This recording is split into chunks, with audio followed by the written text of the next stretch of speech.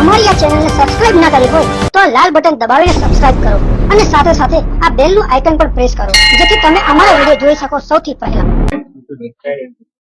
ચલો રોલેશજી સાહેબ, આજની પ્રેસ કોન્ફરન્સ શું મુદ્દા છે?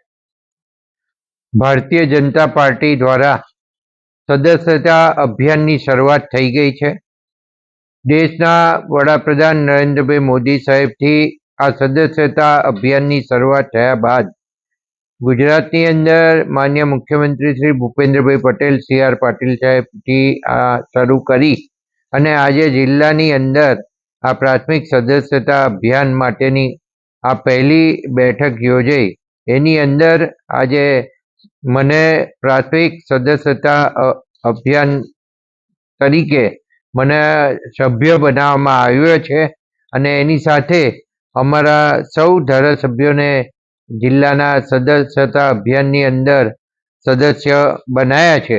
તો આજે હું એ કહીશ કે દરેક ધારાસભ્ય દ્વારા અમે લગભગ 1 થી 1.25 લાખનો ટાર્ગેટ લીધો છે અને અમે 5,50,000 પહોંચવાના અમારા પૂરતા પ્રયત્નો છે અને અમે નક્કી કર્યું છે કે અમારે કોઈ પણ પ્રકારે 5,50,000 જેટલા સદસ્યો આ ખેડા જિલ્લાની અંદર બનાવવાના છે અને જિલ્લા પ્રમુખ, જિલ્લાની ટીમ અને સૌ ચૂંટાયેલી પાંખ સાથે મળી અને અમે કામગીરી કરવાના છે અને એમાં સૌ ધારાસભ્યશ્રીઓએ જે ટાર્ગેટ લીધો છે એમાં સાથ અને સહકાર આપશે એવું હું જણાવું।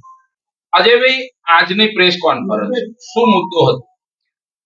દેશનું સંવિધાન હોય કે પાર્ટીનું સંવિધાન હોય એનું પાલન ભારતીય જનતા પાર્ટી વર્ષો વર્ષથી કરતી આવી છે। ભારતીય જનતા પાર્ટીના સંવિધાનના આધારે દર 6 વર્ષે પ્રજાની વચ્ચે જઈ અને સામાન્ય સભ્યોના આધારે સક્રિય સભ્ય નોંધી અને તેના સંગઠનની રચના કરવાનું એક પ્રક્રિયા હોય છે, જેના ભાગરૂપે 2024 સદસ્યતા અભિયાનની શરૂઆત નરેન્દ્રભાઈને સદસ્ય બનાવીને કરવામાં આવી। ત્યારબાદ ભૂપેન્દ્રભાઈને પાટીલ સાહેબ બન્યા અને ત્યારબાદ જિલ્લામાં અમે સૌથી ચૂંટાયેલા સિનિયર નેતા પંકજભાઈને આજે સદસ્ય બનાવી અને જિલ્લાનો 6 લાખ 5.5 થી 6 લાખનો લક્ષ્યાંક નક્કી કરીને અમે લોકો વચ્ચે જઈશું। અમારી સરકારની કામગીરી, અમારી પાર્ટીની વિચારધારાને લોકો વચ્ચે મૂકી અને લોકોને સદસ્ય બનાવશું।